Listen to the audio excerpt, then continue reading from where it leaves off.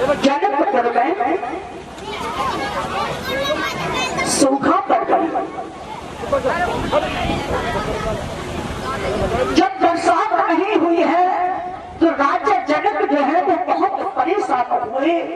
एक दिन राजा जनक जाकर के ऋषियों पुरोहितों से पहुंचे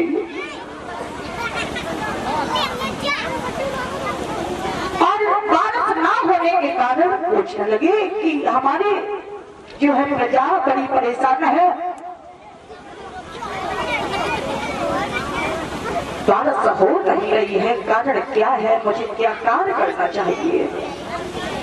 राजा जनक की ये बात सुनकर के पुरोहित कहने लगे हैं, ऋषि पर कहने लगे हैं, राजा जनक अगर तुम्हें अपनी प्रजा को प्रसन्न करना है, बारिश चाहिए, तुम्हारे यहाँ सूखा पड़ गई है, तो बस एक ही उपाय है, यदि तुम सोने का हल बनवा करके पृथ्वी को जोतो तो अवश्य ही तुम्हारे राज्य में बरसात हो जाएगी। राजा जनक कहने लगे अवश्य, यदि इस प्रकार से वर्षा हो सकती है तो मैं ये कार्य करने के लिए पीछे नहीं हटूंगा, अवश्य ही करूंगा। उसके बाद राजा जनक अपने घर के लिए लौट आए और उन्होंने एक सोने का हल बनवाया और सोने का हल बनवा करके राजा जनक ने जो है पृथ्वी को जोतना प्रारंभ किया। जब पृथ्वी को जोत रहे थे उसी समय जो है हल की जो नोक थी वो एक घड़े में उलझ गई और उसके साथ साथ एक घड़ा उत्पन्न हुआ। उस घड़े को जब खोल करके देखा है राजा जनक ने तो उसमें एक बड़ी सुंदर अद्भुत कन्या है और राजा जनक ने देखा कि हमारे कोई संतान भी नहीं है, इसलिए उस कन्या को जाकर के अपनी पत्नी सुनैना को दे दिया और सुनैना ने भी उस पुत्री को बड़े प्रसन्न के साथ गोदी में ले लिया और बड़ी प्रसन्न है। उन्होंने ज्योतिषी पुरोहित बुलवाए और पुत्री का नामकरण संस्कार करवाया। तब ज्योतिषी पुरोहितों ने उस लड़की का नाम जनक नंदिनी सीता रख दिया और कहना सीता बड़ी सुंदर है, साक्षात लक्ष्मी का अवतार है। और एक दिन की बात है कि सीता जी जब कुछ बड़ी हो गई तो एक दिन सीता जी की मां श्री जो सुनैना है वो अपने पीहर चली गई और इधर सीता जी की माता जी घर नहीं थी। तभी एक दिन श्री जानकी जी ने भगवान भोले बाबा का एक धनुष रखा था, उस धनुष को उठा करके और उसके नीचे लीप लिया। तब राजा जनक ने सोचा है कि हमारी पुत्री ने ये धनुष उठा लिया, ये धनुष किसी बड़े बड़े राजा महाराजा ने भी नहीं उठा पाया। इस धनुष को उठाने के लिए बड़े बड़े वीर बलवान हार गए और यदि मेरी पुत्री ने ये धनुष उठा ही लिया है तो मैं भी ये प्रतिज्ञा करता हूँ कि जो भी इस धनुष को तोड़ देगा उसी के साथ मैं अपनी पुत्री सीता का विवाह करेंगी। क्या प्रतिज्ञा की है?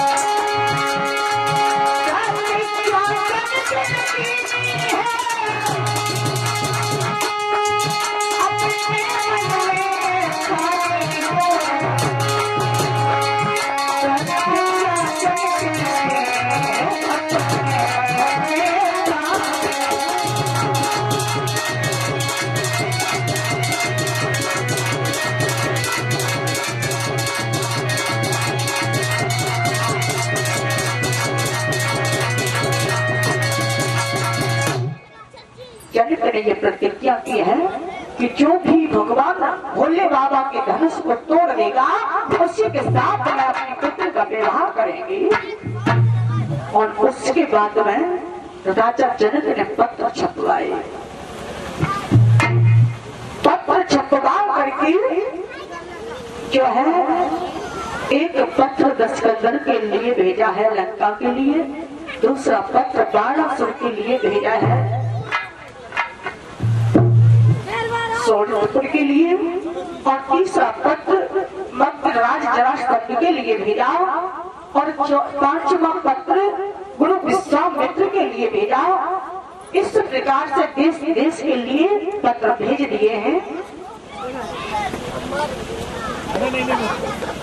ये हमारे परीक्षक जी के घर से आए हुए हैं। इनकी धर्म पत्नी जी ने 101 रुपए भगवान को अर्पित किए हैं। भगवान इनकी मनोकामना पूरी करें, घर में खुशहालियां बढ़े, दूध पुत्र सदा भंडार भरा रहे और धन दौलत की बढ़ोतरी हो। बोलिए भक्ति वत्सल भगवान की जय जय श्री राम। तो इधर जब पत्र हर जगह के लिए भेज दिए, लेकिन पत्र अयोध्या के लिए नहीं भेजा राजा जनक ने। अयोध्या के लिए परीक्षित महाराज पत्र क्यों नहीं भेजा? राजा जनक ने अयोध्या के लिए पत्र इसलिए नहीं भेजा कि एक बार जब राजा जनक ने तालाब खुदवाया था, तो जब तालाब खुदवाया उस तालाब में पानी नहीं निकला, तब ज्योत ऋषि पुरोहितों से इसका कारण पूछा। तब ज्योत ऋषि पुरोहितों ने कहा कि यदि कोई पतिव्रता स्त्री आकर के तुम्हारे तालाब पर पैर रख दे तो अवश्य ही तुम्हारे तालाब में जल भराएगा। उसके बाद में राजा जनक ने विचार किया कि पतिव्रता अगर है तो अयोध्या की महाराज राजा दशरथ की पत्नी कौशल्या के कई सुमित्रा है। ये समझ करके राजा जनक ने एक मंत्री के हाथों पत्र अयोध्या के लिए भेज दिया। वो पत्र महाराज दशरथ को प्राप्त जब हुआ, उस पत्र को पढ़ा और पढ़ करके वो पत्र अपने बगल में छुपा लिया। सोचने लगे कि हमारी पत्नी शायद पतिव्रता नहीं है, ये विचार किया और उस पत्र को छुपा लिया। तब एक मेहतर चलाया और मेहतर ने जब उस पत्र को देखा, मेहतर कहने लगा महाराज ये पत्र क्यों छुपा लिया, हमें भी दिखाइए। उसके बाद में उस मेहतर ने वो पत्र पढ़ा, तब कहने लगा महाराज अभी महारानी की कोई जरूरत नहीं है जब तक हमारे घर में हमारी मेहतरानी मौजूद है, इसलिए आप आज्ञा करें तो हम अपनी मेहतरानी को भेज दें। तब राजा दशरथ ने उचित समझ के कहा अवश्य ही ऐसा करो। और तब मेहतर कहने लगा कि महाराज एक पालकी तैयार करवा दो। उसी समय राजा दशरथ ने एक पालकी तैयार की और उसमें आकर के उस मेहतर की घरवाली मेहतरानी बैठ गई और जाकर के जनकपुर में पहुंची। तब राजा जनक ने ये समझा कि ये राजा दशरथ की रानी आ रही है, तब वो आगमनी करने के लिए आया। तब वो मेहतरानी पालकी से उतर करके नीचे खड़ी हो गई और हाथ जोड़ करके राजा जनक से कहने लगी देखिए महाराज मैं महारानी नहीं हूँ, मैं मेहतरानी हूँ, इस सम्मान के योग्य नहीं हूँ, हमारा सम्मान मत कीजिए। तब जो है उस मेहतरानी ने जाकर के उस तालाब पर जैसे ही अपना कदम बढ़ाया, अपना पैर रखा, वैसे ही तालाब में जल भराया। वृंदावन बिहारी लाल की। जब जल भराया तो राजा जनक बड़े प्रसन्न हुए कि अयोध्या में ऐसी ऐसी मेहतरानियां हैं, इतनी इतनी बड़ी पतिव्रता। जब आकर के उसने जल रख दिया, तालाब में जल भराया, कहीं ऐसा ना हो कि अगर हम पत्र भेज भी दूं, अगर पत्र भेज भी दूं अयोध्या के लिए तो कहीं ऐसा ना हो कोई मेहतर चला आए और वो आकर के धनुष तोड़ दे तो हमारी जो सीता है वो मेहतरानी हो जाएगी। इस डर से जो है अयोध्या के लिए राजा जनक ने पत्र नहीं भेजा। बोलिए सतगुरुदेव भगवान की। तो इधर जो है हमारे भागवत प्रेमियों जब पत्र नहीं भेजा अयोध्या के लिए, सारी जगह पत्र भेज दिए हैं और वो पत्र जो है सीता के स्वयंवर का पत्र गुरु विश्वामित्र को प्राप्त हुआ है। तो गुरु विश्वामित्र बड़े प्रसन्न हुए और गुरु विश्वामित्र ने भगवान श्री रामचंद्र से कहा, राम हमें आज जो है जनकपुर चलना है, सीता का स्वयंवर है और सीता का स्वयंवर देखने चलना है। तो भगवान राम बड़े प्रसन्न हुए। रामायण में वाल्मीकि महाराज लिखते हैं क्या,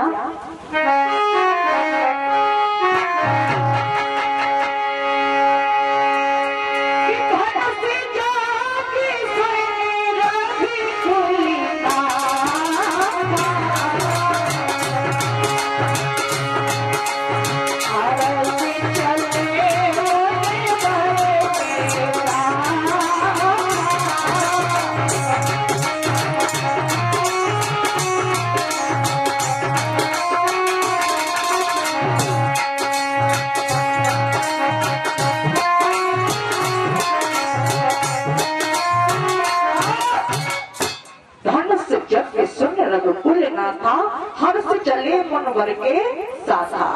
उसी समय धनुष जब सुनकर के भगवान श्री राम प्रसन्न हुए और प्रसन्न होकर के गुरु विश्वामित्र के साथ राम और लक्ष्मण सीता का स्वयंवर देखने के लिए चल दिए। और आगे चल कर के क्या देख रहे हैं भगवान श्री राम की एक निर्जन वन है।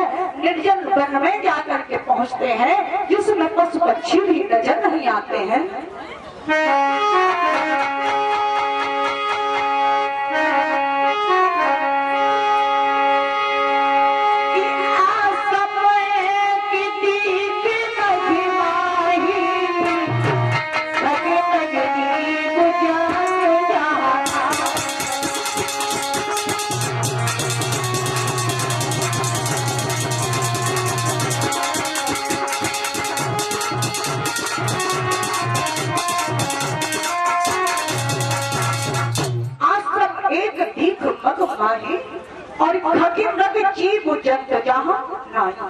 उस निर्जन वन को देख करके राम पूछने लगे हैं गुरु विश्वामित्र से कि ये बताओ कि ये कौन सा वन है जिस वन में बस पक्षी नजर नहीं आते हैं। और आगे बढ़ करके एक शिला को देखा।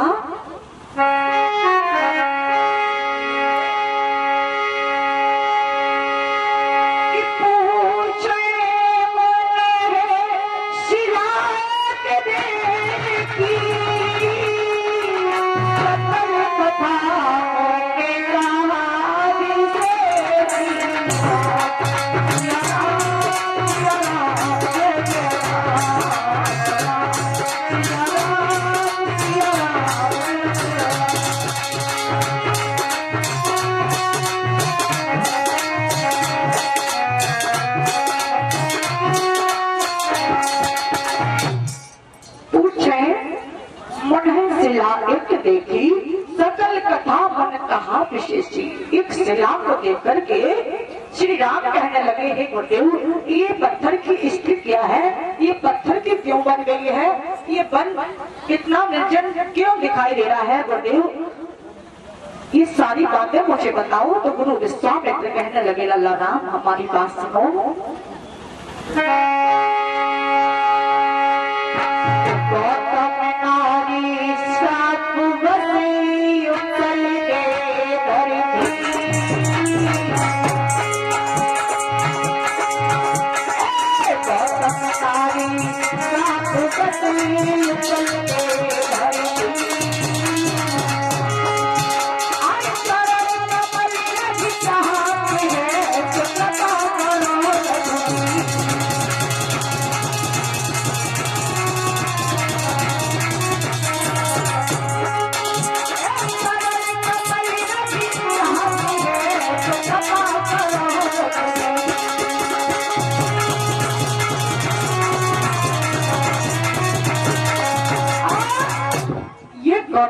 नारी अहिल्या है, इसका उद्धार करो हे राम, ये तुम्हारे चरणों के रस जाती है। उसी समय भगवान श्री राम ने अपने चरण को छुआ करके और उस स्त्री का उद्धार किया। और उसी समय वो स्त्री अहिल्या अपने स्वरूप को प्राप्त होकर के अपने पतिलोक के लिए चली गई। बोलिए वृंदावन बिहारी लाल की। आगे चल करके भगवान श्री राम कहाँ पहुँचे।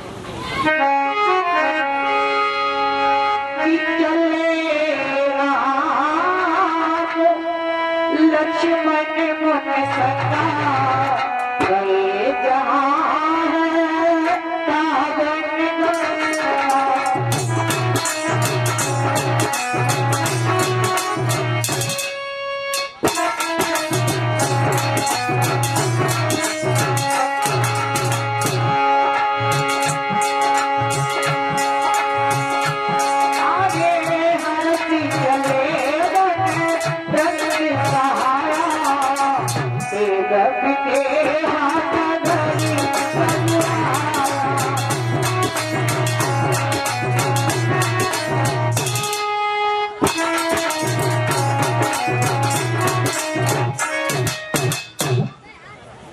राम लक्ष्मण मुनि शंका और गए जहाँ है पावन गंगा।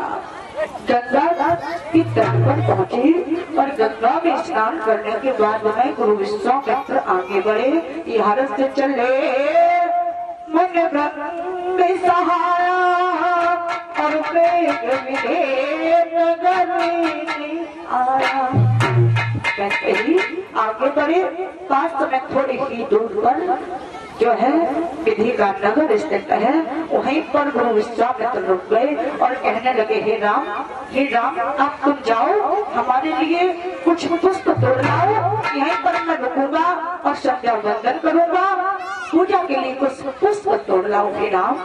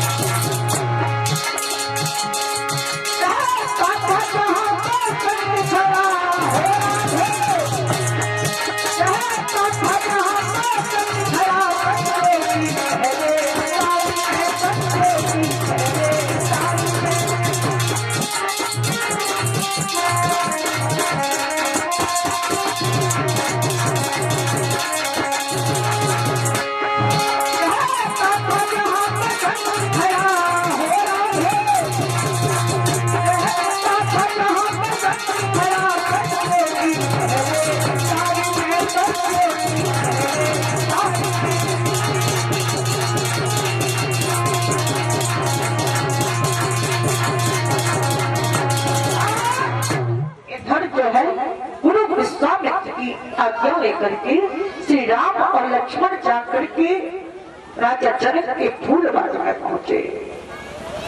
ये फूल बाग में पहुंचे हैं तो सुंदर बाग है। उस बाग में क्या देखते हैं भगवान श्री राम?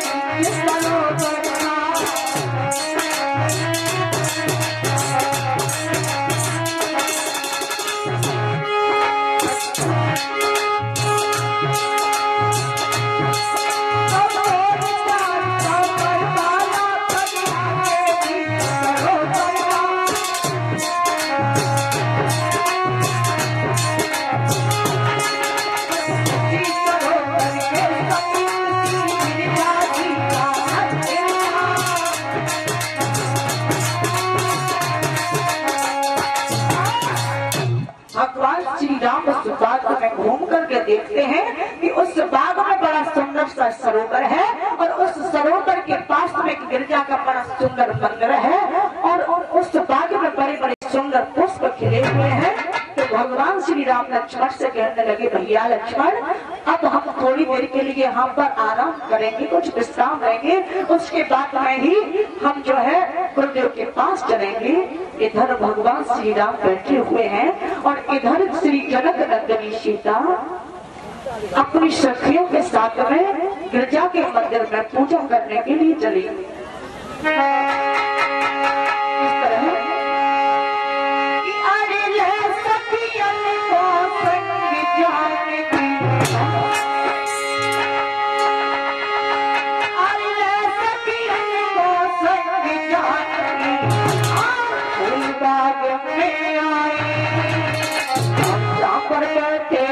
राम लखन अरे